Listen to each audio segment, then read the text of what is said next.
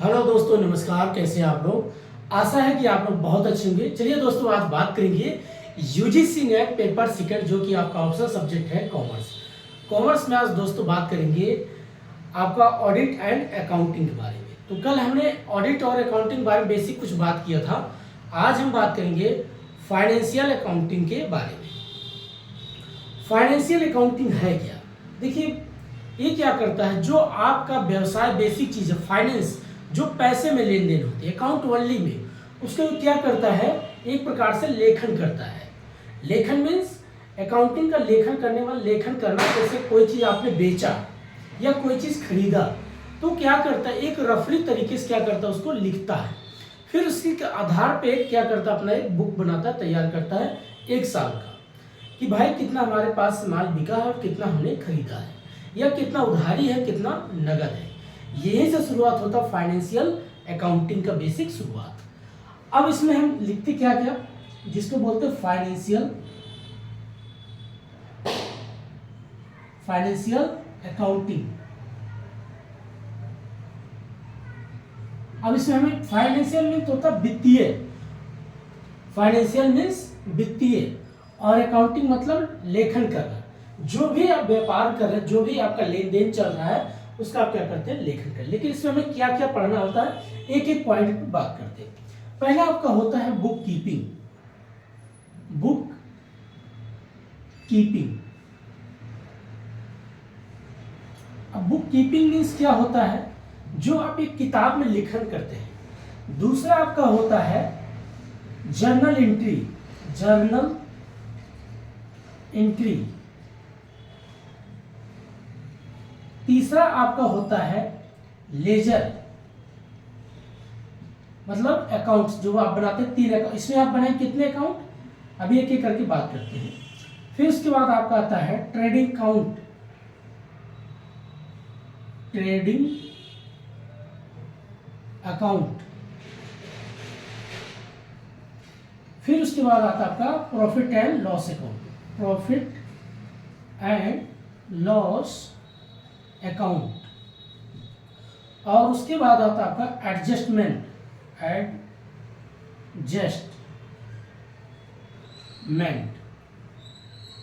और उसके बाद आप क्या करते हैं, बनाते हैं, एक और होता है ट्रायल बैलेंस, और लास्ट में आप बनाते हैं बैलेंस शीट। ये बेसिक चीज आपका, ये होता फाइनेंशियल अकाउंटिंग का बेसिक आधार। इन्हीं प्रोसेस के आधार पे फिर अगला टॉपिक आप क्या पढ़ते हैं, 2-3 टॉपिक होता आपका पार्टनरशिप,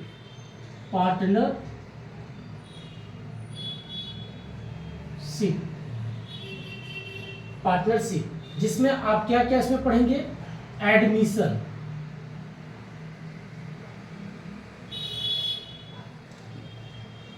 फिर रिटायरमेंट, फिर डिसोल्यूशन, फिर उसके बाद पार्टनरशिप का डेथ। ये बेसिक पॉइंट आप इसमें सब पढ़ते हैं, एडमिशन, रिटायरमेंट, डिसोल्यूशन और डेथ। एक चैप्टर ये होता है। ये बेसिक आपका मिला के बनता है फाइनेंशियल अकाउंटिंग। फिर उसके बाद आप पढ़ते हैं फाइनेंशियल अकाउंटिंग से और एक चैप्टर है अकाउंटिंग स्टैंडर्ड,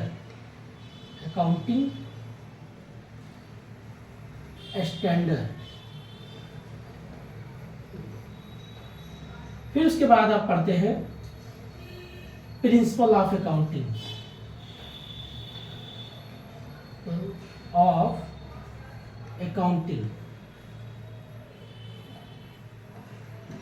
नेक्स्ट आप पढ़ते हैं कॉन्सेप्ट ऑफ अकाउंटिंग। नेक्स्ट आप पढ़ते हैं कॉनोवेशंस,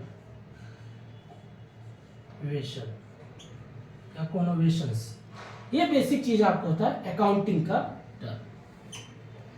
तो दोस्तों, ये होता फाइनेंशियल अकाउंटिंग का बेसिक चैप्टर है, जो आप 11th 12th और ग्रेजुएशन में पढ़े होंगे।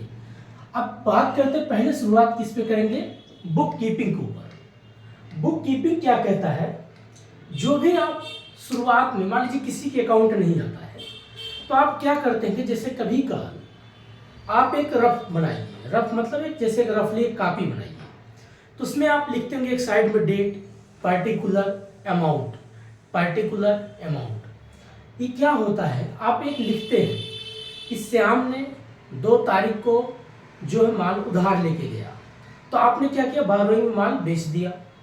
कहीं से आप भी माल खरीदते हैं, गुड्स खरीदते हैं, परचेज करते हैं, तो जो आप परचेज करेंगे, सेल्स रिटर्न होगा, परचेज रिटर्न होगा, रिसीव होगा, पेमेंट होगा, कोई एंट्री डाउट में होगा तो कंट्रा वाउचर में होता है। जो बच्चे टैली सीखते हैं उनको काफ़ी चीज़ें सिखाया गया होगा। जो टैली होती है इसी बेस पे सिखाया जाता है, जिसमें आप पढ़ते होंगे थोड़ा एडवांस चीज़ें। 28 ग्रुप बनाया जाता है और 7 वाउचर होता है और 3 लेजर होता है। ठीक उसी प्रकार से यहाँ सारी प्रोसेस यहाँ पर शुरू होता है। तो बुक कीपिंग का मतलब क्या होता है, किसी भी कॉपी में डेट लिखना, माल क्या बिका, क्या आया है, मतलब गुड्स क्या आपने खरीदा और क्या बेचा है। अगर आपका उधारी है तो उधारी पे लिखेंगे, कैश में है तो उसका आप नाम नहीं डालेंगे। अगर आपका कोई रिटर्न हो गया, जैसे मान लीजिए कोई वस्तु आप बेचते तो फिर रिटर्न हो जाता है, कभी काल आप परचेज करते हैं, कभी परचेज रिटर्न भी होता है, तो हर चीज़ का एंट्री किसमें किया जाता है, बुक कीपिंग में आप लिखते हैं। लेकिन इसी के आधार पर फिर आप क्या करते हैं, जर्नल एंट्री करेंगे। तो जर्नल एंट्री करने से पहले आप क्या करेंगे, जर्नल एंट्री जो आप करते हैं, मान लीजिए श्याम ने माल खरीदा या आपने श्याम को माल बेच दिया, तो उसमें क्या लिखा जाएगा, या उधारी बेचा, तो आप एंट्री लिखेंगे। अगर आपने कोई माल खरीदा, क्या है, कैश अकाउंट या टू परचेज, या आपने कोई वस्तु बेच दिया। अब कोई वस्तु आपने बेच दिया तो आपके पास क्या आया, सेल्स अकाउंट डी या टू गुड्स, कैश आया तो कैश अकाउंट डी या टू सेल्स। इस प्रकार के आप क्या करते हैं, एंट्री करते हैं। लेकिन एंट्री करने के पहले आपको क्या पढ़ना होगा, लेजर। लेजर कितने प्रकार का होता है, 3। एक होता है पर्सनल अकाउंट, दूसरा होता है रियल अकाउंट, और थर्ड होता है आपका नॉमिनल अकाउंट। ये बेसिक 3 अकाउंट होते हैं। अब इसमें एक एक करके समझते हैं। जैसे आपको अकाउंट क्यों बनाना पड़ता है, डबल एंट्री सिस्टम के लिए जब आप पढ़ेंगे अकाउंट का बेसिक, अभी ये चीजें बताएंगे कि डुअल एस्पेक्ट क्या होता है, कि डबल एंट्री सिस्टम कैसे काम करती है। ठीक इसी प्रकार से आप 3 लेजर बनाते हैं, personal, real and nominal. Personal account क्या कहता है, जब किसी व्यक्ति के नाम को रिप्रेजेंट करता हो, जैसे रमेश, सुरेश, दिनेश, महेश, जो भी जितने प्रकार के नाम आते हैं सब किसी व्यक्ति का नाम आता है। तो अगर आपने सुरेश को कोई वस्तु, आपने मान लीजिए पेन बेचा है, अब पेन अगर आपने नगद बेचा है तो आप सुरेश का नाम अपने पास एंट्री में नहीं लिखेंगे, आप लिखेंगे सिर्फ कैश अकाउंट डी या टू सेल्स। या अगर आपने उधार बेचा है तो लिखेंगे सुरेश अकाउंट डी या टू सेल्स। नाम इसीलिए लिखा जाता है क्योंकि आपने उधार दिया है। अगर आपने नगद दिया होता तो आपका नाम नहीं लिखा जाता, ओनली कैश में होता, बाकी सेल्स होता है। परचेज होगा या तो आपने कोई वस्तु खरीदा तो गुड्स अकाउंट डी या टू परचेज। तो इस प्रकार की क्या होता है। लेकिन पर्सनल अकाउंट जो होती है व्यक्ति के नाम को इंडिकेट करता है। जैसे बड़े बड़े कॉलेज हो गया, आपको या बैंक में अकाउंट खुलवाते हैं तो आपका अकाउंट का आपका नाम रहेगा। दूसरा, अगर आप कोई बहुत बड़ा विद्यालय है, यूनिवर्सिटी है, कॉलेज है, तो भी देखिए किसी न किसी व्यक्ति के नाम से होता है। जैसे दीनदयाल उपाध्याय यूनिवर्सिटी, डॉक्टर राम मनोहर लोहिया अवध विश्वविद्यालय, बी आर अम्बेडकर साहब, है ना, बाबा साहब बी आर अम्बेडकर साहब यूनिवर्सिटी। तो आप देखते होंगे वहाँ किसी व्यक्ति के नाम को क्या कर रहा है, रिप्रेजेंटेटिव कर रहा है। तो इसमें क्या होता है, पर्सनल अकाउंट मतलब किसी व्यक्ति के नाम से इंडिकेट करता है। दूसरा होता है real account. Real account means होता है जिसमें किसी वस्तु का सिर्फ क्या होता है, गुड्स का import, export, sales, purchase, sales return, purchase return, memorandum, contra voucher, इस प्रकार के आप क्या करते हैं, उसको गुड्स को आप सेल्स करते हैं। जैसे अगर आपने 2 लाख का मान लीजिए कोई मशीन खरीदा, तो मशीन एक गुड्स है, तो आप लिख सकते हो मशीन अकाउंट या टू कैश, आपके पास से कैश गया है। या आप लिख सकते हो मशीन अकाउंट या टू कैश, क्योंकि रियल अकाउंट में ओनली गुड्स की बात करता है, पर्सनल अकाउंट किसी व्यक्ति का बात करता है। और तीसरा होता है नॉमिनल अकाउंट। नॉमिनल अकाउंट में क्या होता है दोस्तों, याद रखना, यहाँ पर जो है प्रॉफिट एंड लॉस अकाउंट का बनता है। जैसे लॉस हो गया तो लॉस अकाउंट डी या, तो आपका किस वस्तु पे लॉस हुआ है, तो गुड्स जो भी आप करा हो। जैसे आप तेल ले मान लीजिए कोई 5 किलो का आपने वस्तु लेकर के, आटा मान लीजिए मार्केट से लेके आ रहे थे, अचानक आटा की थैली मान लीजिए फट गई, आटा तो गिर गया रास्ते पे, तो वेस्ट हो गया। अब जो वो नुकसान हुआ तब क्या लिखे, लॉसेस अकाउंट या टू क्या था, फ्लोर था, आटा था, तो आपका लॉसेस हुआ। ये प्रॉफिट एंड लॉस की बात करता है। लेकिन अब आप ध्यान रखिए, पर्सनल अकाउंट में जब 2 अकाउंट बनाएंगे, एक के लिए डेबिट होगा, एक के लिए क्रेडिट होगा। अब जैसे 2 व्यक्ति है, एक राम है और एक श्याम है, यहां पर लिख करके आपको बताते हैं। मान लीजिए राम है और यहां पर श्याम है, जो भी है इनका नाम, 2 व्यक्ति का नाम है, इसीलिए इसको बोलते हैं लेजर का dual aspect double entry system होता है। अगर एक के लिए डेबिट होगा तो दूसरे के लिए क्रेडिट होगा, अगर इनके लिए डेबिट होगा तो इनके लिए क्रेडिट होगा। ये बात को याद रखना। कैसे, अब सपोज करिए राम ने कोई वस्तु खरीदा, अगर हमारे सुरेश से कुछ, मान लीजिए सुरेश ने राम से कोई वस्तु खरीदा, तो राम अपने अकाउंट में लिखेंगे कि श्याम अकाउंट डियर टू, अब क्या बेचा, जो भी आपने मान लीजिए बेचा है, टू सेल्स लिख देंगे, टू सेल्स। ठीक, इस प्रकार की चीजें करके लिखते हैं।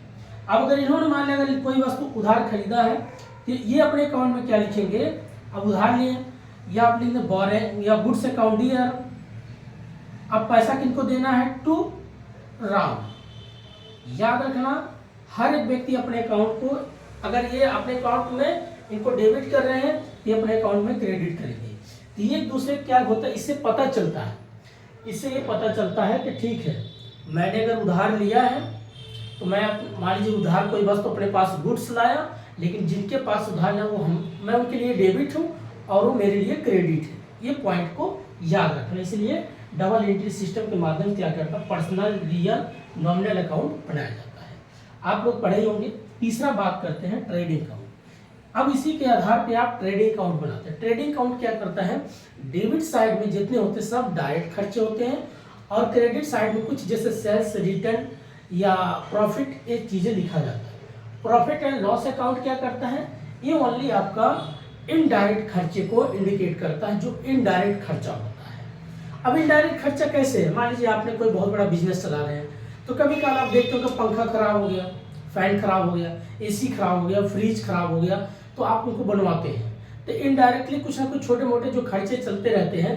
तो कभी इसमें कंडेंसर खराब हो गया, कभी आप मान लीजिए फ्रिज है, उसका भी कोई मान लीजिए आइस कुछ भी जो भी होता है, तार कोई कोल है गया, जल गया, कोई कोल जल गया, कोई तार जल गया, तो बनवाने के लिए आप आते हैं। जो आपका इनडायरेक्ट खर्चा होता है प्रॉफिट एंड लॉस, और जो डायरेक्ट खर्चा वो आपका होता है ट्रेडिंग। डायरेक्ट खर्चा तो शुरुआत में किसी चीज को बनाने में कितना खर्चा आता है, कि मान लीजिए डायरेक्ट मटेरियल कितना लगा, लेबर कितना लगा, ओवरहेड खर्चा कितना आया, मशीनरी कितना खर्चा आया, ऑफिस का खर्चा कितना, ये सब डायरेक्ट में आता है। लेकिन उसी ऑफिस को मेंटेन रखने के लिए जो छोटी छोटी खर्चे होते हैं उसको किस में जोड़ते हैं, प्रॉफिट एंड लॉस में।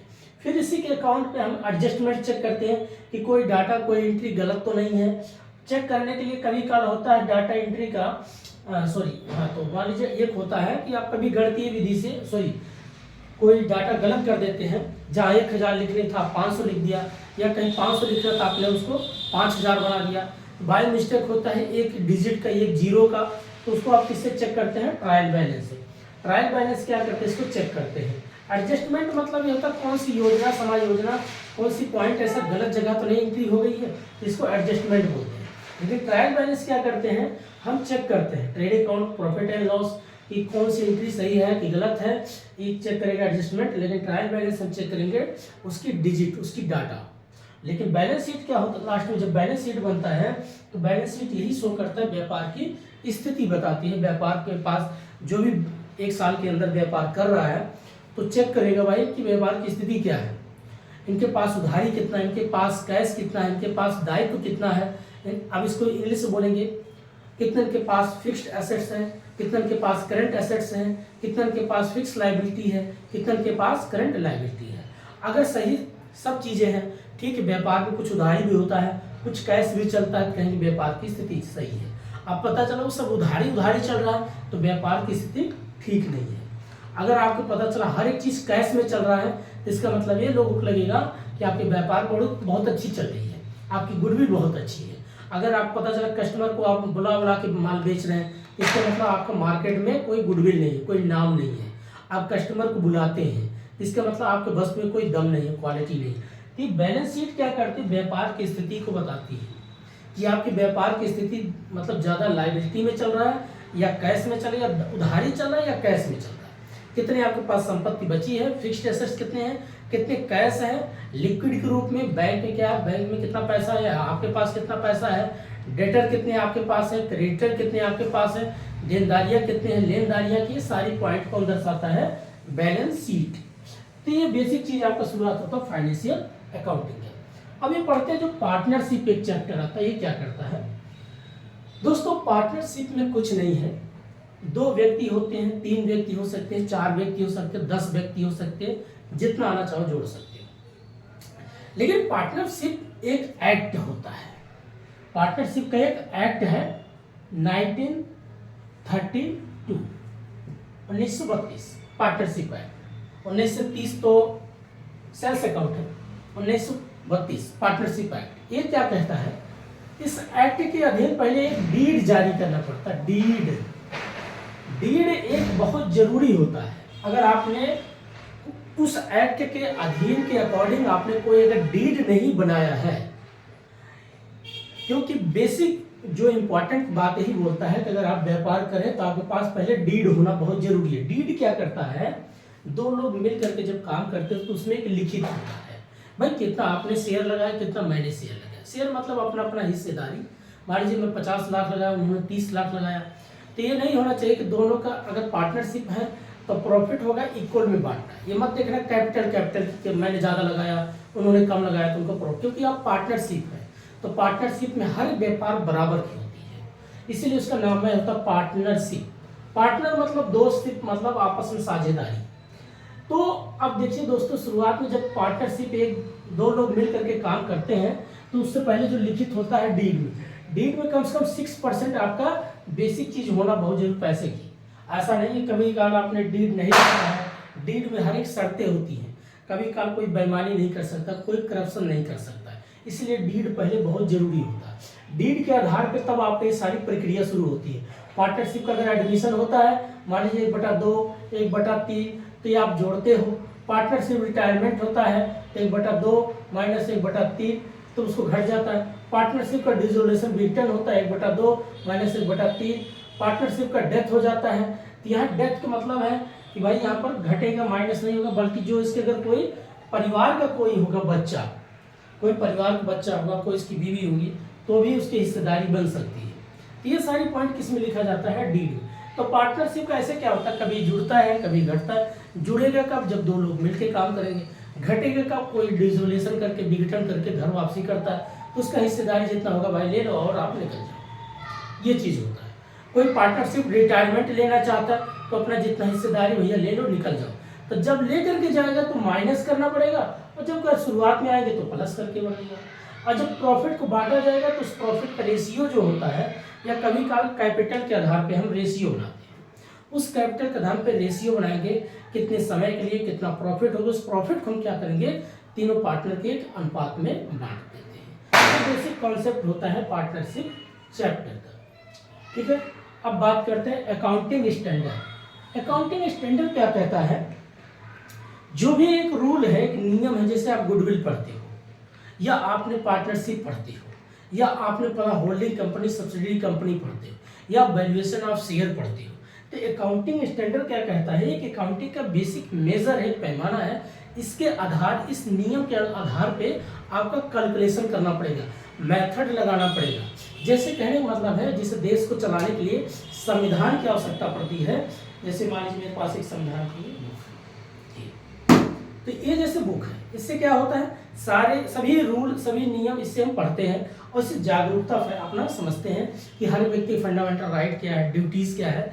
ठीक उसी प्रकार से अकाउंटिंग स्टैंडर्ड क्या करता है, जब आप एक अकाउंट में कोई काम करते हो, गुडविल का वैल्यूएशन कर रहे हैं, शेयर का वैल्यूएशन कर रहे हैं, पार्टनरशिप का वैल्यूएशन कर रहे हैं, किसी भी चीज को कर रहे हैं, तो अकाउंटिंग स्टैंडर्ड का जो रूल है उस रूल के अकॉर्डिंग आपको काम करना पड़ेगा। ऐसा नहीं अपने मनमानी कोई चीज कर सकते हो, नहीं, एक नियम है। जैसे संविधान की हमने बात बोला कि हर इसका रूल है, अगर किसी व्यक्ति को राइट है तो राइट के साथ साथ ड्यूटी बनता है। ठीक उसी प्रकार से अकाउंटिंग स्टैंडर्ड का बेसिक एक मेजर, एक पैमाना है, उसी आधार पे आपका क्या करना है, valuation of share, valuation of goodwill, holding company, subsidiary company, ये सभी पॉइंट क्या करते हैं आप सोल्व करते हैं, हल करते हैं।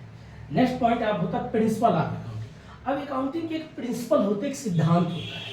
अब प्रिंसिपल क्या होता है, जैसे कहते हैं एक मोरल होता है, एक मोरल वैल्यू होता है, एक एथिक्स होता है और एक इंटीग्रिटी होता है।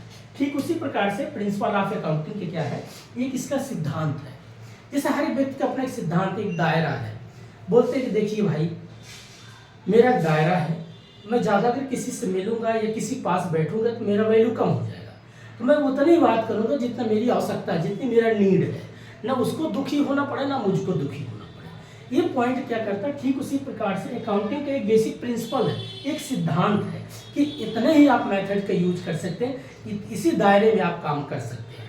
जैसे अकाउंटिंग स्टैंडर्ड क्या बोला, एक स्टैंडर्ड एक मेजर की बात करता है, लेकिन प्रिंसिपल क्या कहता है, इस सैद्धांतिक, इस रूल, इस नियम के अधीन ही आपको चलना पड़ेगा। एक दूसरे से अगर देखा जाए तो जुड़ते हुए दिखते हैं।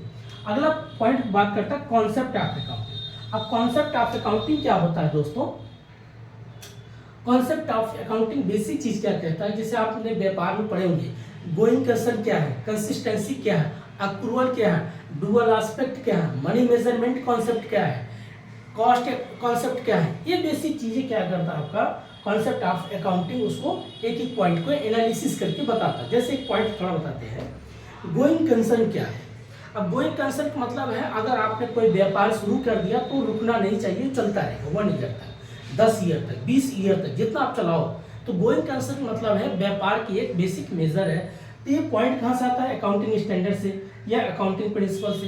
तो ये डायरेक्शन देती है कि जो इसके बेसिक कॉन्सेप्ट है इसको आपको मानना पड़ेगा, इसी के आधार पे आपको काम करना पड़ेगा। तो गोइंग कंसर्न क्या कहता है, अगर आपने व्यापार शुरुआत किया तो इसकी ये चलते रहना चाहिए, रुकना नहीं चाहिए। दूसरा पॉइंट कंसिस्टेंसी। अब कंसिस्टेंसी क्या कहते हैं, कंसिस्टेंसी कॉन्सेप्ट इसी में आता है कॉन्सेप्ट ऑफ अकाउंट में, कि अगर आप व्यापार कर रहे हैं तो उसमें अगर कोई एक मेथड लगाते हैं, ये नहीं कि अगले साल आपने एनुअलिटी मेथड लगा दिया, फिर डेप्रिसिएशन लगा दिया, या परचेजिंग मेथड लगा दिया, कंसीडर्ड मेथड लगा दिया, इस प्रकार का नहीं होना चाहिए। आपने अगर इस साल डेप्रिसिएशन लगाया तो अगले साल भी डेप्रिसिएशन लगाना पड़ेगा, मार्केट वैल्यू चेक करना पड़ेगा। ये नहीं कि कभी कुछ मेथड कभी कुछ मेथड, एक कंसिस्टेंसी होना चाहिए, एक सटीकता, वही मेथड लगाना जो उसकी नीड है, जो उसकी जरूरत है। जैसे आप पढ़ाई करते हो, यूपीएससी तैयारी करते हो, यूजीसी नेट की तैयारी करते हो, तो आपके पास एक कंसिस्टेंसी होना चाहिए। ये नहीं कि आज 12 घंटा पढ़ लिया, कल 12 दिन खाली कर दिया, कल आपने पता 24 घंटा लगे हो पढ़ाई, फिर उसके बाद 24 दिन खाली कर दिया। नहीं, एक कंसिस्टेंसी रखो, लगातार होते रहना चाहिए। अगर 5 आवर पढ़ते तो पढ़ो, अपनी पढ़ाई को पूरा कंसिस्टेंसी दो लगातार। तो वो चीज़ें धीरे धीरे क्या करता है, एक अच्छे तरीके से पढ़ाई भी होती है, माइंड पे प्रेशर नहीं पड़ता। जैसे मैंने अगर पर डे एक वीडियो बनाता हूँ 1 आवर का, तो अगर रोज बनाऊंगा तो मेरे अंदर क्या होगा, एक इम्प्रूवमेंट डबल होगा, मेरे अंदर सोचने समझने की ताकत और बढ़ेगा और लर्निंग प्रोसेस और बढ़ेगा। अब पता चला एक दिन मैं 2 वीडियो डाल दिया, अगले दिन गायब हो गया, एक दिन 5 वीडियो, 10 दिन गायब हो गया, तो क्या कोई कंसिस्टेंसी है? नहीं है। कंसिस्टेंसी यही कहता है कि लगातार आज एक वीडियो, कल एक वीडियो, परसों एक वीडियो, पढ़ाई का आज आपने 5 पेज पढ़ा, कल 5 पेज पढ़ो। ठीक उसी प्रकार से कंसिस्टेंसी जो कॉन्सेप्ट कहता है कि भाई कोई मेथड लगाओ, तो डेप्रिसिएशन आज अगर लगाया हो, तो अगर मान लीजिए 6 मंथ बाद लगाए तो डेप्रिसिएशन ही मेथड लगाए। दूसरा पॉइंट इसमें और आता है, 5-6 पॉइंट मैं एक्सप्लेनेशन कर देता हूँ। मनी मेजरमेंट एक होता है। मनी मेजरमेंट मीन्स क्या होता है, जो भी आप व्यापार करते हैं, जो भी आप लेन देन करते हैं, इंपोर्ट एक्सपोर्ट करते, सेल्स परचेज करते हैं, उसको आप मनी जो आपके पास होता है उसको किसी एक पेपर या कलम कापी के माध्यम से क्या करते हैं, उसको लेखन करते हैं, उसको मेजर करते हैं। कि मेजर मतलब अगर मान लीजिए कपड़े की व्यापार आप करते हैं तो मीटर में नापते हैं, दूध बेचते हैं तो लीटर में नापते हैं, सोना बेचते हैं तो वेट करते हैं। ठीक उसी प्रकार से जब आप कोई व्यापार करते हैं पैसे में तो उसका एक मेजर करते हैं, उसका एक पैमाना बनाते हैं। ये पॉइंट का जो लेखन जोखा रुपए में पैसे में होता है, उसकी वैल्यू आप चेक करते हैं। अगला एक बात होती है dual aspect concept. Dual aspect क्या होता है दोस्तों, अभी जैसे मैंने बात किया डबल एंट्री सिस्टम का, तो अगर एक के लिए डेबिट होगा तो दूसरे के लिए क्रेडिट होगा, अगर इनके लिए डेबिट है तो इनके लिए क्रेडिट होगा। एक दूसरे क्या होता है डबल एंट्री सिस्टम पे बात करते हैं। अब इसी में जो आपका 3 अकाउंट बनता है, पर्सनल, रियल एंड नॉमिनल। फिर नेक्स्ट पॉइंट हम बात करेंगे कॉन्सेप्ट ऑफ अकाउंट में। एक आपका आता है एक्रूअल, जो भी आपने अर्जित किया, जो आपने कमाया है, अर्जित एक्रूअल जो आपने अर्जित किया, जो पैसा आपने अर्न किया है। अब मान लीजिए अर्न मतलब भाई अगर हमने कोई लगातार व्यापार चला रहे तो आज हमारा मान लीजिए कोई हमें बोला भैया ये काम करिए या ये पैसा एडवांस ले लीजिए बस, तो हमें 4 महीने बाद दे देना। तो आज जिस दिन आपके पास पैसा उसी दिन की एंट्री होना चाहिए, क्योंकि व्यापार आज कर रहे हो बस, तो कल तो मैटर नहीं करता। जिस दिन आपके अकाउंट में जिस दिन पैसा आता है तो उसकी एंट्री होना चाहिए। कभी काल होता है कि आपने एडवांस कोई बुकिंग कर लिया तो जिस दिन आपने बुकिंग किया उसी दिन का पैसा से जोड़ा जाएगा। एक चीज और होता है, व्यापार की बेसिक चीज होता है जिसको बोलते हैं कि कॉस्ट अकाउंटिंग। कॉस्ट अकाउंटिंग क्या कहती है, लागत की बात है, कॉन्सेप्ट। किसी चीज को बनाने में आपकी कितनी लागत आती है। जैसे आपने कोई व्यापार करते हैं, कभी काल देखते होंगे लोग कहते हैं कि बनिया की दुकान से अगर उसका बच्चा मान लीजिए गल्ले पे बैठा है, तो गल्ले पे बैठा है तो अगर मान लीजिए टॉफी की दुकान है या नमकीन की दुकान है तो वो क्या करेगा, वहां से बैठ के अपना एक टॉफी नहीं खा सकता। क्यों? क्योंकि हर चीज की लागत की काउंटिंग होती है। क्योंकि आप अपने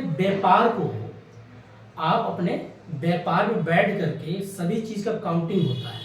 अब पता चला बहुत से लोग होते हैं व्यापार खोल लिए, उसी में से घर चला रहे हैं, उसी में से रिश्तेदारी को भी देख रहे हैं, तो कैसे पता चलेगा आपने कितने व्यापार शुरुआत किया, कितना आपने लॉस लिया। इसीलिए हर एक पॉइंट व्यापार उसको बोलते हैं सेपरेट एंटिटी। एक कॉन्सेप्ट होता है कि बिजनेसमैन और बिजनेस दोनों अलग अलग होता है। ये बहुत अच्छी बात इसीलिए बताया गया है कि कभी काल लोग होते हैं लागत को भी दिखाते हैं, लेकिन सेपरेट बिजनेस क्या कहता है कि एक व्यक्ति है और एक बिजनेसमैन है। तो बिजनेसमैन अलग है, बिजनेस अलग है। आप सोचोगे नहीं मैं बिजनेस से पैसा निकाल कर अपना घर चलाओ, नहीं चला सकते। आप इसमें सर्विस करेंगे, आप इसका प्रोटेक्ट करेंगे, आप इसमें काम करेंगे। जैसे मैं अगर यहाँ पढ़ाता हूँ तो जो भी मैं इसमें पैसा लगा रहा हूँ, अगर जो इससे मैं प्रॉफिट पाऊंगा, अगर इस पैसे को मैं इसमें करूँगा तो मुझे पता चलेगा मैंने इससे कितना पैसा कमाया या कितने बच्चों को पढ़ा के मैंने पैसा अर्न किया, कितना सर्विस से कमाया। अगर एक ट्रेडिंग ग्रुप में देखते हैं तभी तो पता चलेगा। अब इसी पैसे में पता चला घर चला रहा हूँ, इसी में से कुछ भी कर रहा हूँ, तो ये नहीं जोड़ती होगा। तो व्यापार अलग है। जैसे अगर मैं बोलूँ मैं टीचर नहीं हूँ, मैं प्रोफेसर नहीं हूँ, मैं एक सर्विसमैन हूँ, मैं सेवा कर रहा हूँ। मैं यहाँ इस बोर्ड पे खड़े होकर के जो लिख रहा हूँ मैं एक कार्य कर रहा हूँ बस।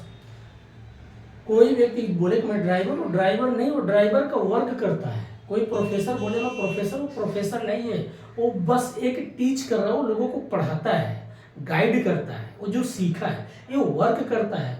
बहुत बारीकी चीज़ को समझिए। कोई व्यक्ति ना बिजनेसमैन हो सकता, ना कोई प्रोफेसर हो सकता, ना कोई डॉक्टर हो सकता। डॉक्टर एक इंडिकेट नाम दिया गया। अगर मान लीजिए मैंने कोई चीज़ सीखा है तो मैंने उस पेशा या उस व्यवसाय को सीखा है, उस व्यवसाय को मैंने उसमें काम किया है, वो लर्न किया है, तो उसके बाद मैंने जो एडॉप्ट किया है तो मैंने वहाँ से सीखा है। वो चीज़ मेरे महत्व में कुछ नहीं।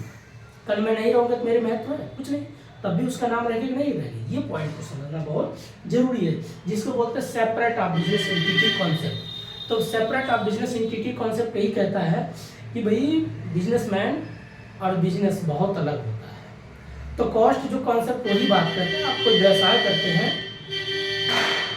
तो उसकी आप हर एक बारीकी चीज को कॉस्ट को जोड़ते हैं। एक होता है कन्वेंशनल या कन्वेंशनल इसको बोलते हैं, एक परंपरा है। एक बेसिक कॉन्सेप्ट ये भी वही कहता है कि अगर आप कोई व्यापार कर रहे हैं तो कोई आप व्यापार करते हैं या चलाते हैं, तो उसकी एक परंपरा है। जैसे मान लीजिए आप हाइड्रोजन है, ऑक्सीजन है, तो उनका एक बेसिक कॉन्सेप्ट को कभी मिट नहीं सकता। ठीक उसी प्रकार से इनका भी एक कॉन्सेप्ट होता है, सप्लाई का होता है, डिमांड का होता है, परचेज का होता है, रिटर्न होता है, सेल्स रिटर्न, हर एक बेसिक इसका एक परंपरा है। उसके आधार पे आपको क्या करना होगा, काम करना होगा। तो मैंने दोस्तों ये सारी बातें जो आज बात किया ये फाइनेंशियल अकाउंटिंग के बारे में पूरा एक बेसिक चीज समरी तरीके से बात किया है। फिर से एक बार रिकॉल कर देंगे। व्यापार की शुरुआत करने से पहले आप एक बुक कीपिंग बनाते हैं। बुक कीपिंग में आप लिखेंगे sales, purchase, purchase return, sales return. Memorandum work होता है जो आप संदिग्ध होते हैं, एक प्रकार से इसमें आप लिखते हैं। उसी के आधार पे आप जर्नल एंट्री करते हैं। जर्नल एंट्री करने से पहले आप बनाएंगे 3 लेजर। लेजर बनाने की क्या होता है, पर्सनल और रियल एंड नॉमिनल। इस अकाउंट के आधार पे आप करते हैं व्यक्ति का, अगर मान लीजिए किसी व्यक्ति से कोई व्यक्ति खरीदा तो व्यक्ति का नाम लिखेंगे, उधार होगा तो नाम होगा, कैश होगा तो नाम नहीं होगा। कोई वस्तु आपने बेचा है तो आपका गुड्स को दर्शाना पड़ेगा, कोई प्रॉफिट होता है, लॉस होता है तो नॉमिनल से दर्शाना पड़ेगा। इन्हीं 3 के आधार पर फिर आप क्या करते हैं, जर्नल एंट्री करते हैं। जर्नल एंट्री करने के बाद आप बनाते हैं ट्रेडिंग अकाउंट। ट्रेडिंग अकाउंट जितना आपका डायरेक्ट खर्चा होता है डेबिट साइड में, और बाकी जो आपका सेल्स रिटर्न हो क्रेडिट साइड में जाता है। दूसरा होता है profit and loss. Profit and loss में जितना आपका इनडायरेक्ट खर्चा होता है डेबिट साइड में, क्रेडिट साइड में वही फिर sales and loss and profit लिखा जाता है। और उसके बाद हम क्या करते हैं, इन्हीं के आधार पे हम बनाते हैं, कभी काल एडजस्टमेंट करते हैं। एडजस्टमेंट कभी काल कोई एंट्री छूट गई है, बाय मिस्टेक हो गई है, तो उसको चेक करके फिर क्या करते हैं, एंट्री करते हैं। तो प्रॉफिट एंड लॉस में चाहे ट्रेडिंग अकाउंट में कोई बाई चांस कभी होता है डायरेक्ट खर्चा हमने इनडायरेक्ट में दिखा दिया, इनडायरेक्ट खर्चा डायरेक्ट में दिखा दिया, तो एडजस्ट के माध्यम से हम क्या करते हैं, चेक करते हैं। चेक करने के बाद हम बनाते हैं बैलेंस शीट। तो बैलेंस शीट बनाते हैं, लेकिन बैलेंस शीट से पहले हम चेक करेंगे ट्रायल बैलेंस से। ट्रायल बैलेंस क्या कहता है, कभी कभार आप देखते होंगे ट्रेडिंग अकाउंट या प्रॉफिट एंड लॉस में कि कोई डिजिट, कोई नंबर बाय मिस्टेक हो जाता है। जहां 100 रुपया लिखना था आपने 1000 लिख दिया, 1000 के बजाय पता चला कहीं पे आप 10,000 लिख दिया। तो ट्रायल बैलेंस में क्या करते हैं, डाटा को चेक करते हैं। इसकी 2 मेथड होती हैं, एक होती है बैलेंसिंग मेथड, एक होती है आपका मैथमेटिक्स मेथड, जिसमें आप पढ़ेंगे carry down brought down, carry down brought down करके चेक करते हैं। अब कैरी डाउन ब्रॉड डाउन क्या होता है यहाँ पर करके बता देते हैं आपको। जैसे मान लीजिए आपने लिख दिया 1000 रुपया, ठीक है। अब 1000 आपने लिखा, यहाँ आपने लिख दिया 10,000, ठीक। अब इसमें से कितना गैप दिख रहा है, अब यहाँ पर मान लीजिए 10,000 आपने लिखा है और 1000 लिखा है, तो गैप कितने का दिख रहा है। अगर आप यहाँ इसको मिलान करेंगे 10,000 आप लाते हैं, चलिए भाई, ठीक। लेकिन यहाँ अगर आप देखेंगे कितना गैप पड़ रहा है, 9,000 का, सॉरी 900 का। तो 900 का क्या हो रहा है, आपका गैप पड़ रहा है। तो अरे भाई 9,000, सॉरी 9,000, तो 9,000 का आपका गैप पड़ रहा है। तो ये जो गैप दिख रहा है इसको क्या किधर लाएंगे, तो जो आपको गैप दिखे इसे क्या बोलेंगे, एक प्रकार से इसको बोलते हैं carry down and brought down. तो इधर जब आप लाएंगे तो यहाँ मिलान करेंगे कितने का, 9 के बजाय फिर क्या हो जाएगा, सॉरी ये होगा आपका 10,000। तो 10,000 जब आपका बनेगा कहेंगे भाई 1000 कैसे लिख दिए थे, एक जीरो कम था, किससे हम चेक किया, ट्रायल बैलेंस से। तो एक होता है आपका शेष विधि जिसको बोलते हैं बैलेंसिंग मेथड, कि बैलेंस कितने से डिफरेंस कर रहा था, 9,000 से। एक होता है आपका मैथमेटिक्स मेथड, मैथमेटिक्स कैसे चेक करेंगे, डिजिट से। तो दोनों मेथड लगा के हम चेक करते हैं। तो ये जब चेक कर लेंगे, हाँ तब देखेंगे ट्रेडिंग ठीक है, प्रॉफिट ठीक है, तो उसी के आधार पर नेक्स्ट लास्ट में बनाते हैं बैलेंस शीट। बैलेंस शीट क्या करता है, व्यापार की स्थिति को बताता है, कितना आपके पास फिक्स्ड एसेट है, जैसे बिल्डिंग है, प्लांट है, मशीन है, गुडविल है। उसी प्रकार से आपका करेंट एसेट्स है, भाई बैंक कितना है, लिक्विड कितना, बैंक अकाउंट बैंक कितना है, कैश कितना है, सैलरी डेब्टर कितना है, ये बेसिक पॉइंट होता है। अगला पॉइंट हम उसी में बैलेंस शीट में चेक करते हैं कि आपके पास कितना फिक्स लायबिलिटी है, लॉन्ग टर्म लायबिलिटी क्या है, जैसे आप पढ़ते होंगे प्रेफरेंस शेयर क्या है, इक्विटी कितना है। अब फिर उसके बाद पढ़ते हैं प्रेफरेंस शेयर में रिडीमेबल कितना, नॉन रिडीमेबल कितना, पार्टिसिपेटिव कितना, नॉन पार्टिसिपेटिव क्या, कुमुलेटिव कितना, नॉन कुमुलेटिव कितना है, ये सारी पॉइंट आप। उसके बाद रिजर्व कितना है, लोन जो है लॉन्ग टर्म है, शॉर्ट टर्म है, कैपिटल रिजर्व क्या है, ये बेसिक पॉइंट आप इसमें चेक करते हैं। फिक्स लायबिलिटी, फिर करंट लायबिलिटी में आते हैं, सन्ड्री क्रेडिटर कितने हैं या क्रेडिटर कितने हैं, तो बेसिक चीजें आप यहाँ से चेक करते हैं। रिजर्व कितने हैं और बारोइंग कितने हैं, शॉर्ट टर्म की तो दोनों तरीके से आप क्या करते हैं, बैलेंस शीट के आधार से व्यापार की स्थिति पता करते हैं। उधारी कितना चल रहा है, बिक्री कितना चल रहा है, कैश में पैसा कितना, अस्थायी रूप से कितने के पास संपत्ति है। ये आपका हो जाता है बेसिक यहाँ से। अब बात फिर कर लिया पार्टनरशिप। पार्टनरशिप से बनाने से पहले आपको एक डीड बनाना पड़ेगा, जो कंपनी एक्ट 1932 के अधीन पे एक डीड जारी कर 6% कंपलसरी होता है पैसे की। बेसिक पार्टनरशिप जब शुरुआत करेंगे, पार्टनरशिप का एडमिशन होगा, तो दो लोग जब मिलेंगे तो उनका शेयर जुड़ता है। जब पता चला कोई पार्टनरशिप छोड़ के जाता है तो माइनस हो जाता है। कोई पार्टनरशिप डिसोल्यूशन होता है। डिसोल्यूशन मीन्स रिटर्न कर दिया, जो भी छोड़ के चला गया, अगला होता है डेथ होता है तो चला जाता है, जाने पे माइनस आने पे प्लस।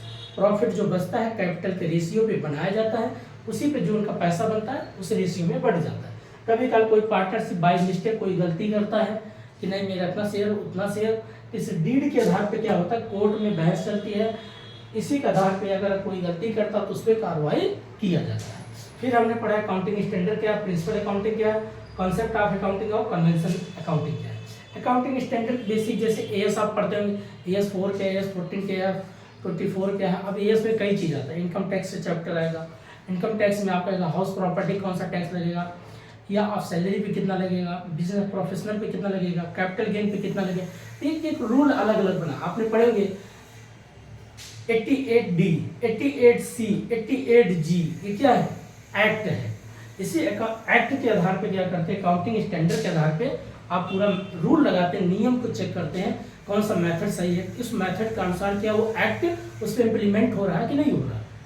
उसी का दूसरा पॉइंट होता है principle of accounting. Principle of accounting कहता है बेसिक एक सिद्धांत होना चाहिए। जैसे मैंने शुरुआत बोला कि मोरल क्या है, मोरल वैल्यू क्या है, एथिक्स क्या है, इंटीग्रिटी, एक सिद्धांत की बात करता है। जैसे मोरल क्या है, मोरल ये कहता है कि मेरी नैतिकता यही कहती है। अब मान लीजिए आजकल के बच्चे जैसे जो भी है, अब किसी किसी की सोच होती है, किसी ने कहा भाई एथिक्स यही कहता है अगर आपके पास समय है या आप कुछ करने योग्य हो तो उसका भरपूर अपना उस समय को दो, उस पर काम करो।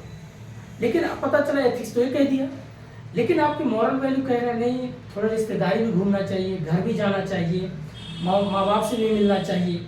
ये आपका मॉरल वैल्यू आपको बढ़ा रहा है नहीं ये तो। लेकिन आप देखिए सबसे ज़्यादा वैल्यू किसका है, आपका कैरियर है या रिश्तेदार है। कैरियर बना रहेगा तो रिश्तेदार भी पूछेंगे, अगर कैरियर आप सोचोगे नहीं कैरियर बन गया रिश्तेदारी नहीं पूछेंगे। भाई जब आपकी जेब पैसा रहेगा, जब आप सेटल रहोगे तो 10 लोग आपको मिलेंगे।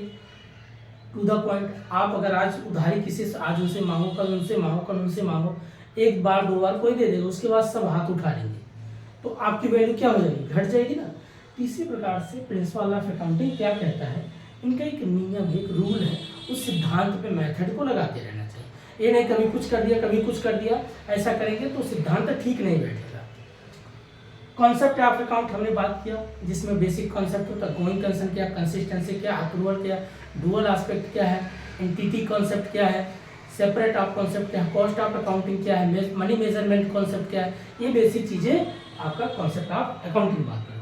कन्वेंशनल क्या है, बेसिक परंपरा है, उसी हिसाब पे चलना चाहिए। सप्लाई किस पे हो रहा है, डिमांड किस पे हो रहा है, अकाउंटिंग का मेथड सही लग रहा है कि नहीं है, कंसीडर्ड मेथड सही है कि नहीं है, परचेजिंग मेथड सही है कि नहीं है, होल्डिंग कंपनी का अगर मान लीजिए कोई मेथड है या सब्सिडी कंपनी बीच में कोई मेथड लग रहा है, कितना उनके पास शेयर होना चाहिए कि नहीं होना चाहिए। अगर 50% किसी कंपनी के पास 50 ऊपर शेयर है तो किसी दूसरी कंपनी कंपनी में होल्ड कर सकता है, अमलगमेशन कर सकता है, ऑब्जर्वेशन कर सकता है। एक परंपरा एक परंपरा है, एक सिस्टम है, उसी के आधार पे काम करना चाहिए। तो ये दोस्तों आज हमने बात किया फाइनेंशियल अकाउंटिंग के बारे में। अब कल दूसरा वीडियो हम लेके आएंगे, आपको बताएंगे कॉस्ट अकाउंटिंग, फिर उसके बाद कॉर्पोरेट अकाउंटिंग। तो आज इतना ही है, तब तक के लिए नमस्कार, जय हिंद, अपना ख्याल रखिए। और दिवाली है, खुशियाँ मनाइए, एंजॉय करिए। अपने फैमिली के साथ हैं तो फैमिली के साथ खुशियाँ मनाइए, दोस्तों के साथ है तो दोस्तों के साथ खुशियाँ मनाइए, और पढ़ाई करिए, एंजॉय भी करिए। और पोल्यूशन को ध्यान रखते हुए, भाई आजकल पोल्यूशन बहुत बढ़ रहा है, इन्वायरमेंट को ध्यान में रखते हुए पटाखे वगैरह दागिएगा। मैं नहीं कह रहा मत दागो, दागो, ग्रीन पटाखे लाओ, वो आजकल तो बहुत बढ़िया बढ़िया चीज़ हो गई है। और उससे बढ़िया जो बड़े लोग हो, आप लोग क्यों पटाखे करोगे, बैठ के बातें करो, काफ़ी दिनों बाद एक दूसरे से मिले हो, बातें करो, इंजॉय करो, खेलो, कुछ भी हो, चेस खेलो, ताश खेलो, कुछ भी करो, कोई बात नहीं। हर एक लाइफ का हर पार्ट जीना चाहिए। तो आज इतना ही है, तब तक के लिए नमस्कार, जय Hind, wish you happy Diwali. आप लोग मस्त रहिए, एंजॉय करिए, खुशी मनाइए।